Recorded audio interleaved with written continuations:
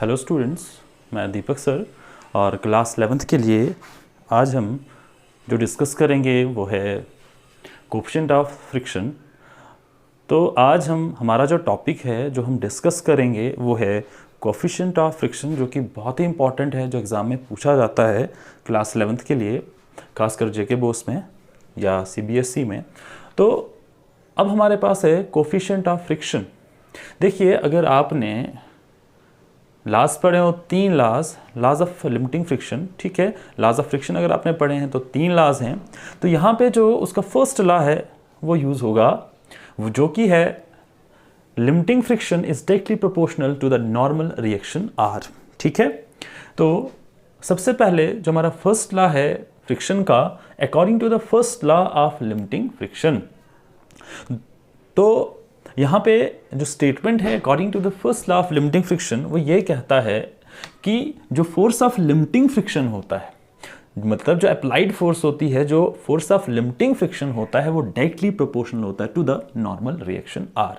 ठीक है, तो देखिए यहाँ पे हमारे पास प्रोपोर्शनैलिटी है, बिकॉज लॉ या आपके पास जो लिमिटिंग फ्रिक्शन है वो डिपेंड करता है नॉर्मल रिएक्शन आर पर। तो अगर हम यहाँ प्रोपोर्शनैलिटी को हटाते हैं तो इसकी जगह हम एक कांस्टेंट लगाएंगे और वो कांस्टेंट होगा हमारा mu, where mu is a constant of proportionality, where mu is called the constant of proportionality and is called coefficient of limiting friction between the two surfaces in contact. इसका मतलब ये जो mu होगा ये होगा coefficient of limiting friction between the two surfaces in contact. ठीक है, तो अब हम को निकालना है mu, where mu is the coefficient of limiting friction. तो अगर हम यहां से म्यू निकालें तो म्यू आएगा आपके पास F/R, where mu is the coefficient of limiting friction between the two surfaces in contact and F with the force of limiting friction and R with the normal reaction. ठीक है, तो यहां से क्लियरली हमें पता चल जाता है कि जो हमारे पास जो म्यू है, ये म्यू जो है ये है कोएफिशिएंट ऑफ फ्रिक्शन। तो इसकी जो डेफिनेशन हम ये भी कह सकते हैं कि कोएफिशिएंट ऑफ लिमिटिंग फ्रिक्शन जो होता है between any two surfaces in contact.